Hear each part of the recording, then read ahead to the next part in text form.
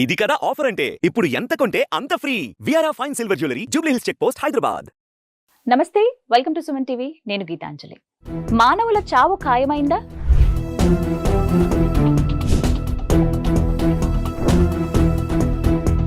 ప్రకృతి వినాశనం తప్పదా?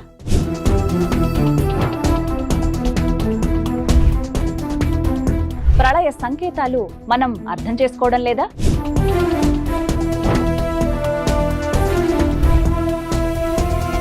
జరుగుతున్న పరిణామాలు చూస్తుంటే అలాగే ఉంది.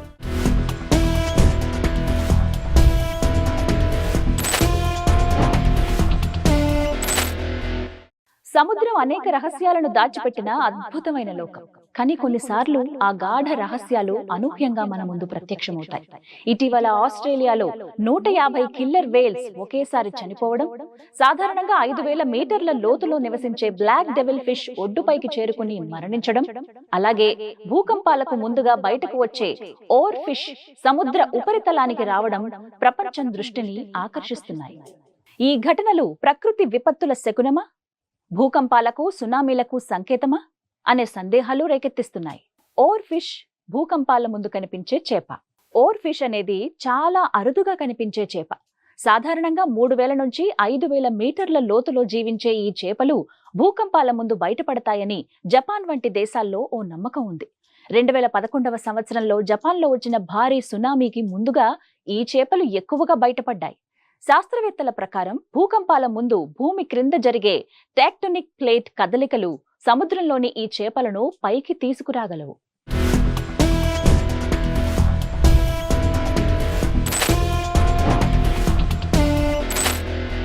బ్లాక్ డెవిల్ ఫిష్ చాలా లోతైన సముద్రాలలో మాత్రమే జీవించే జీవి.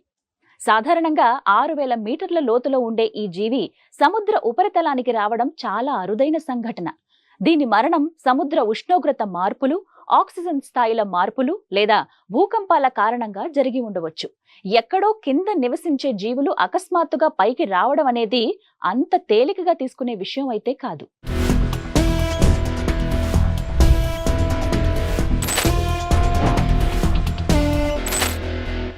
ఇటీవల ఆస్ట్రేలియాలో ఒకేసారి 150 కిల్లర్ వేల్ గుంపు చనిపోవడం ప్రపంచానికి పెద్ద ఆశ్చర్యం కలిగించింది.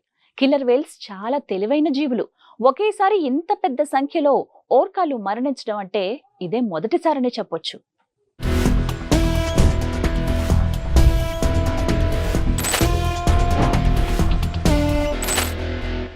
ఈ ఘటనలన్నీ ఒకేసారి జరుగుతున్నాయి అంటే ఇది ఖచ్చితంగా సముద్రంలో అనేక మార్పులు జరుగుతున్నాయనే సంకేతమే. భూకంపాలు, సునామీలు వచ్చే ముందు ఇలాంటి ఘటనలు జరిగే అవకాశం ఉంటుంది.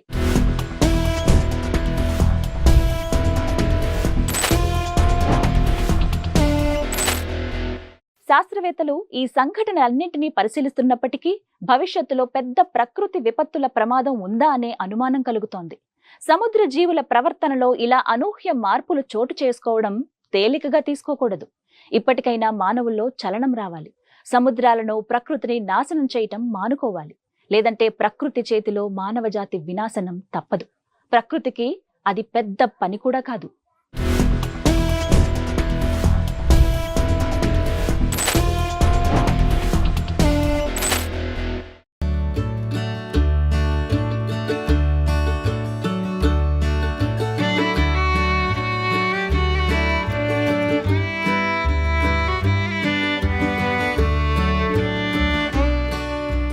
నమస్తే, వెల్కమ్ టు సుమన్ టీవీ. నేను గీతాంజలి. మానవుల చావు ఖాయమైందా? ప్రకృతి వినాశనం తప్పదా? ప్రళయ సంకేతాలు మనం అర్థం చేసుకోవడం లేదా? జరుగుతున్న పరిణామాలు చూస్తుంటే అలాగే ఉంది.